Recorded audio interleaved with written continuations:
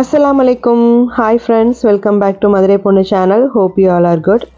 So நம்ம இன்னைக்கு இந்த vlogல என்ன பார்க்க போறோம் அப்படினு பாத்தீங்கன்னா ஒரு ஸ்பெஷல் பர்சனோட என்னோட டே இன் மை லைஃப் எப்படி போகுது அப்படின்றதையும் ரொம்ப ஈஸியா ரொம்ப ஸ்பெஷலா என்னென்னலாம் நான் குக் பண்ணிருக்கேன் அப்படின்றதையுமே இந்த வீடியோல நான் ஷேர் பண்ணிருக்கேன்.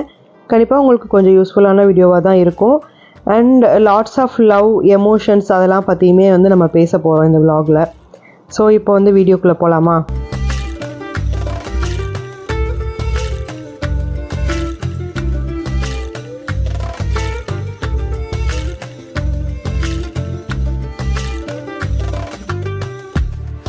எப்போதுமே எல்லா பெண்களுக்குமே கெஸ்ட் வீட்டுக்கு வராங்க அப்படினாலே நமக்கு தூக்கமே வராது. கெஸ்ட் வீட்டில் இருக்காங்கனாலும் நமக்கு தூக்கமே இருக்காது. ஸோ குக் பண்ணுறதுல கரெக்டாக டைமிங்க்கு பண்ணிடணும் அப்படின்றது மாதிரி ரொம்ப ஆர்வம் காட்டி பண்ணுவோம் இல்லையா? பட் அன்னைக்கு எனக்கு ரொம்பவே டயர்டான ஒரு நாள்னே சொல்லலாம். பட் இது என்னோட அக்கா ஹஸ்பண்ட் வராங்க. பட் எனக்கு அக்கா ஹஸ்பண்ட் மட்டும் இல்லை, என்னோட தாய் மாமா பையன். ஸோ சின்ன வயசுலேருந்து நாங்கள் எல்லாமே ஒன்றா சேர்ந்து விளையாடக்கொள்ள ஒரு மாதிரி எமோஷன்ஸ் கலந்த ஒரு பாண்டிங் இருக்கும் எங்களுக்குள்ள. ஸோ அதனாலேயே ரொம்ப இன்ட்ரெஸ்டிங்காக இருக்கும். அவங்க வராங்க அப்படின்னாலே நம்ம வீட்டு சொந்தம் அந்த மாதிரி வராங்க அப்படின்றது மாதிரி நமக்கு ஒரு தனி ஃபீல் இருக்கும் இல்லையா? ஸோ அந்த ஃபீல் எப்போவுமே இருக்கும் எனக்கு.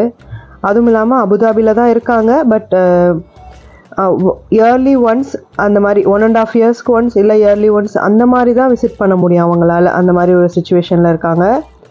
ஃபர்ஸ்ட் நான் என்ன ப்ரிப்பேர் பண்ண ஸ்டார்ட் பண்ணியிருக்கேன்னு பார்த்தீங்கன்னா ஸ்வீட்லேருந்து ஸ்டார்ட் பண்ணிடலாம் அப்படின்னு சொல்லிட்டு சும்மா நான்வெஜ் எல்லாமே க்ளீன் பண்ணி வைக்கிறது மட்டும்தான் நான் காமிச்சிருந்தேன். நான் மட்டனும் சிக்கனும் எடுத்திருக்கேன். ஸோ மட்டனுக்கு பிரியாணி பண்ணுறதுக்காக மட்டன் ரெடி பண்ணியிருக்கேன். குக்கரில் போட்டுட்டு சிக்கன் பிரட்டி வச்சுட்டு நெக்ஸ்ட்டு இந்த மாதிரி கோதுமை கஞ்சி பண்ணலாம் அப்படின்றது மாதிரி.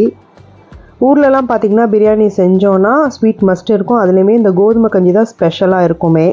ஜஸ்ட்டு உடச்ச கோதுமையை நல்லா அலசிட்டு குக்கரில் சால்ட் அண்ட் ஏலக்காய் மட்டும் போட்டுட்டு நான் அதை விசில் விட்டுட்டு அதுக்கப்புறம் அதை தாளித்து விட்டு இறக்கியாச்சு. ரொம்ப எல்லாத்தையுமே காமிச்சு உங்களுக்கு போர் அடிக்க வேணாமே அப்படின்றதுனால கொஞ்சம் கிளிப்ஸ் நான் ஸ்டாப் பண்ணியிருக்கேன். நிறைய லென்த்தாக போக வேணாமேன்ட்டு. இப்போ என்ன ப்ரிப்பேர் பண்ணிகிட்ருக்கேன் அப்படின்னு பார்த்தீங்கன்னா இது என் அக்கா ஹஸ்பண்டுக்கு ரொம்ப ஃபேவரட்டான ஒன்று.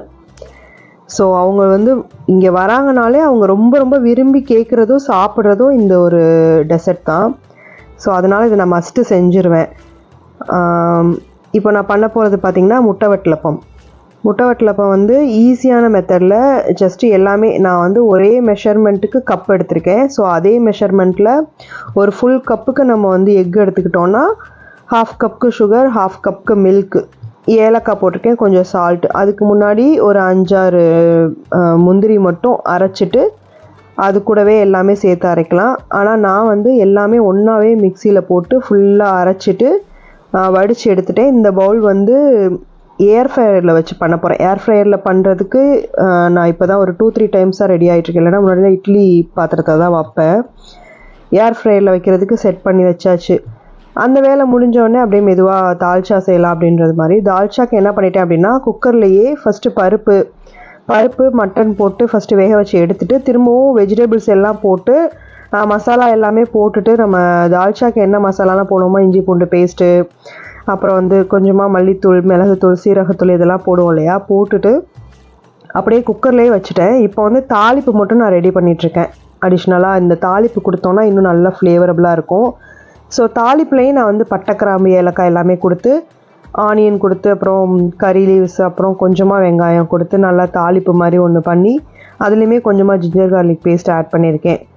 போட்டு நம்ம வேக வச்சுருக்க தால்ச்சா ஊற்றிட்டு லாஸ்ட்டாக மாங்காய் போட்டிருந்தேன். மாங்காய் லாஸ்ட்டாக போட்டு கொதிக்க வைக்கும்போது நமக்கு அந்த ரொம்ப புளிப்பு இறங்காது அப்படின்றதுனால. ஏன்னா இது ஒட்டு மாங்காய். ஸோ நல்லாவே புளிச்சிருந்துச்சு. அதனால் அப்புறம் மெதுவாக பிரியாணி செய்யலான்னு சொல்லிட்டு பாத்திரம் ஏற்றியாச்சு.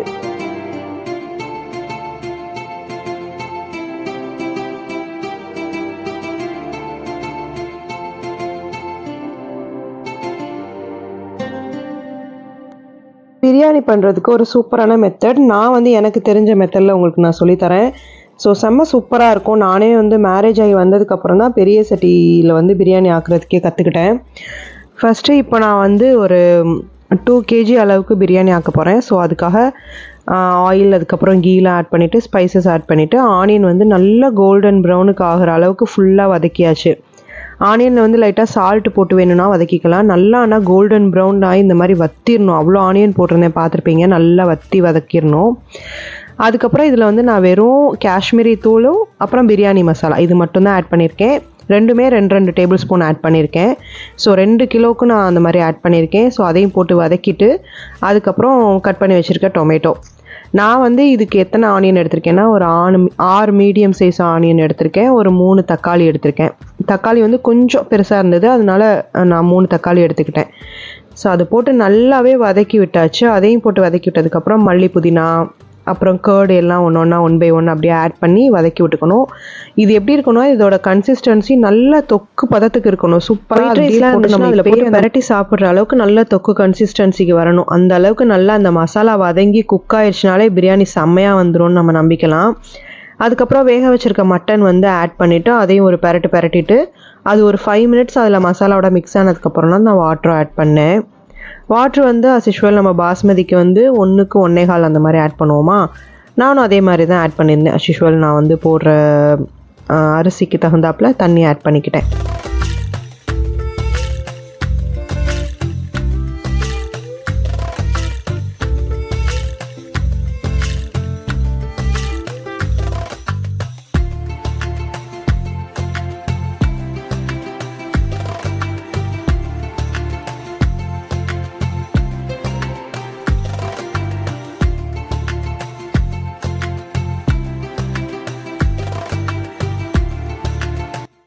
யூஸ்வலாக பார்த்தீங்கன்னா பிரியாணிக்கு தண்ணி ஆட் பண்ணதுக்கப்புறம் கண்டிப்பாக ஒரு ஸ்பூன் எடுத்து நான் குடிச்சு டேஸ்ட் பார்த்துப்பேன். அப்புறம் உரப்பு, புளிப்பு, அப்புறம் உப்பு எல்லாமே ஒரு கல் தூக்கலாக இருக்கணும். அந்த மாதிரி இருந்துச்சுனாலும் கரெக்டாக பர்ஃபெக்டாக இருக்கும் பிரியாணி அப்படின்ட்டு தம் போட்டுட்டு ஒரு 5 செகண்ட்க்கு அப்புறம் நான் அப்படி ஓப்பன் பண்ணி பார்த்துட்டு லைட்டாக கீ அப்புறம் மல்லியில் போட்டு திரும்பவே வந்து மூடி வச்சிட்டேன். அதுக்கப்புறம் தான் இப்போ உடச்சி விட்றேன். ஸோ அடிக்கடி இதை கிண்டுறது எடுக்கிறது பண்ண வேணாமே அப்படின்றது மாதிரி தான் நான் பண்ணிகிட்ருந்தேன். பட் பிரியாணி சூப்பராக நல்லா உதிரியாக செம்ம சாஃப்டாக என் அக்கா ஹஸ்பண்ட்க்கு எப்படி பிடிக்குமோ அதே மாதிரியே பர்ஃபெக்டாக வந்துருந்துச்சு. அதில் வந்து ரொம்ப சாட்டிஸ்ஃபைடாக இருந்துச்சு. ஆக்சுவலி அவங்க வர டைம் அப்படின்னு பார்த்தீங்கன்னா 3 மணிக்கு வரதா பிளான் பண்ணியிருந்தாங்கன்றதுனால தான் நான் ரொம்பவே லேட்டாக பிரியாணி சட்டி வச்சேன். பட் அவங்க பார்த்திங்கன்னா 4:30க்கு தான் வந்து ரீச்சே ஆனாங்க. நான் ஆக்கி முடிச்சுட்டு 1 ஹவர் கிட்ட நானே வெயிட் பண்ண மாதிரி இருந்துச்சு. மீன்வைல் அவங்க வர நேரம் அந்த கிட்டமிட்ட நேரத்தில் வந்து ஃப்ரைலாம் பண்ணி வச்சிடலாம் அப்படின்றது மாதிரி ஃப்ரை பண்ணிவிட்டு எல்லாமே பக்காவாக எடுத்து வச்சிடலாம் அப்படின்றதுக்காக ஒன்றா எடுத்து வச்சிட்ருக்கேன்.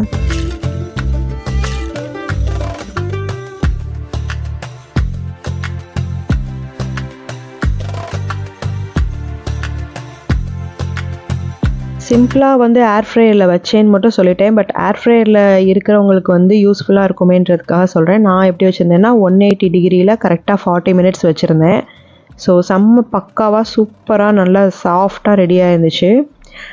சாப்பிடும் போதே அப்படியே எடுக்கும் போதே வந்து அப்படியே வழுக்கிட்டு விழுகும், அந்த மாதிரி ஒரு செம்ம சாஃப்டாக இருந்தது. நான் செஞ்ச மாதிரி மெத்தடில் செஞ்சீங்க அப்படின்னா கண்டிப்பாக வந்து அந்த கவுச்சி ஸ்மெல் பிடிக்காதவங்களுக்கும் வந்து பிடிக்கும். அந்த மாதிரி தான் செஞ்சுருந்தேன். கவுச்சி ஸ்மெல் சுத்தமாகவே இல்லை. ஸோ எல்லாமே 1 பை 1 ரெடி பண்ணியாச்சு. அதை தான் அப்படியே எடுத்துகிட்டு இருந்தேன் விஷுவலாக உங்களுக்கு காமிக்கலாமே அப்படின்னு சொல்லிட்டு. இன்றைக்கி நான் என்னென்ன குக் பண்ணியிருந்தேன்னா பிரியாணி, தால்ச்சா, அதுக்கப்புறம் எக்கு பாயில் பண்ணி வச்சாச்சு, ஃப்ரை பண்ண சிக்கன், அது கூடவே ஆனியன் ரைத்தா, அப்புறம் கோதுமை கஞ்சி ஸ்வீட்டுக்கு, அப்புறம் என் அக்கா ஹஸ்பண்ட்க்கு ஸ்பெஷலாக பிடிக்குமே அப்படின்றதுக்காகவே வந்து வட்டலப்பம் தனியாக ரெடி பண்ணி வச்சுருந்தேன். நமக்கு ஒரு பெரிய சாட்டிஸ்ஃபேக்ஷன் என்னன்னா நமக்கு குக்கிங்கை முடிச்சுட்டு இந்த மாதிரி ஃபுல்லாக க்ளீன் பண்ணி வைக்கிறத வீட்டை பார்க்கணும் அப்படின்றது தான் பெரிய சாட்டிஸ்ஃபேக்ஷன். ஹால், ரூம் எல்லாமே ஹஸ்பண்ட் பார்த்துக்கிட்டாங்க. ஸோ நான் வந்து கிச்சனை ஃபுல்லாக க்ளீன் பண்ணிட்டேன். என் பிள்ளைங்க ரொம்ப ஆர்வமாக வெயிட் பண்ணிகிட்டு இருந்தாங்க. ஒரே சிரிப்பு மலையாக இருக்கா, வந்துட்டாருங்க. அடேங்கப்பா, கதவை 10 மணிக்கே வெயிட் பண்ணிட்டு இருக்காங்கய்யா.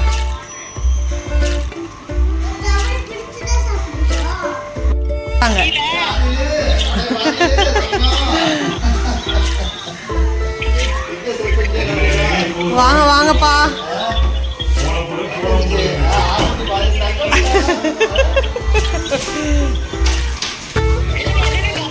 பார்த்து பார்த்து.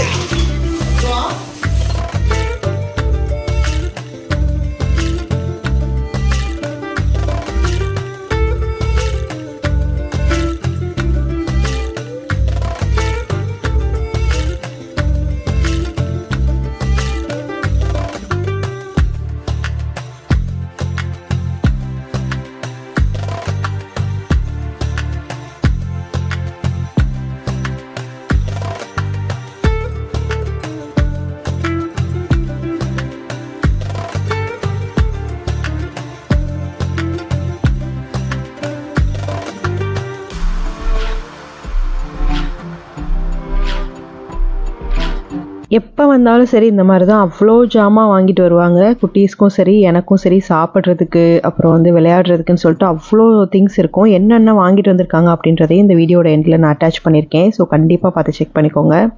ரொம்ப இன்ட்ரெஸ்டிங்காக இருக்கும். ஸ்வீட்ஸ் எல்லாமே அவ்வளோ சூப்பராக இருக்கும் அந்த மாதிரி ஸ்பெஷலாக.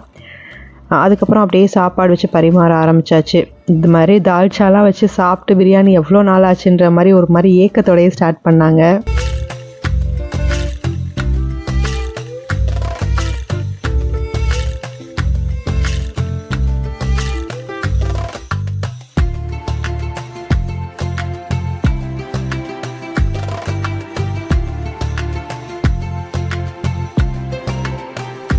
அக்கா ஹஸ்பண்ட் வந்து பார்த்திங்கன்னா பேக்கரியில் ஒர்க் பண்ணுறாங்க. ஸோ அவங்க பேக்கரியில் என்னென்ன ஸ்பெஷலாக இருக்குமோ அது ஸ்வீட்ஸு, அதுக்கப்புறம் ஸ்நாக்ஸு, அதுக்கப்புறம் அந்த பீஸா ஐட்டம், இந்த மாதிரி இந்த ஃபுல்லாக பேக்கிங் ஐட்டம்ஸ் எல்லாமே வந்து வாங்கிட்டு வந்திருந்தாங்க. சீஸ் மனாக்கீஸ், அப்புறம் இதெல்லாம் வந்து என்னன்னே தெரியல, சார்ஜ் ப்ரெட்டுன்னு சொல்லிட்டு புதுசாக இருந்தது, நியூவாக ட்ரை பண்ணியிருந்தேன். செம்ம சூப்பராக இருந்தது எல்லாமே. பசங்களோடையும் நல்லா என்ஜாய் பண்ணிவிட்டு அவங்களுக்குமே வந்து தேவையான டாய்ஸ், அதுக்கப்புறம் சாக்லேட்ஸ் எல்லாமே நிறையா வாங்கிட்டு வந்திருந்தாங்க. பட் நான் இதுவுமே வந்து ரெஸ்ட்ரிக்ட் பண்ணி சொன்னதுனால தான் இவ்வளோ கம்மியாக வாங்கிட்டு வந்திருந்தாங்க. இல்லைன்னா இன்னுமே அதிகமாக வந்திருக்கும். யூஸ்வலாக அக்காக்கே நான் இது காமிச்சதில்லை. இப்போ தான் ஃபர்ஸ்ட் டைம் வீடியோவில் பார்ப்பான்னு நினைக்கிறேன். வீடியோ ரொம்ப இன்ட்ரெஸ்டிங்காக இருக்கும்னு நினைக்கிறேன். வீடியோ பிடிச்சிருந்துச்சுன்னா மறக்காமல் லைக் அண்ட் சப்ஸ்கிரைப் பண்ணிக்கோங்க. தொடர்ந்து ஃபாலோ பண்ணுங்கள். பாய்.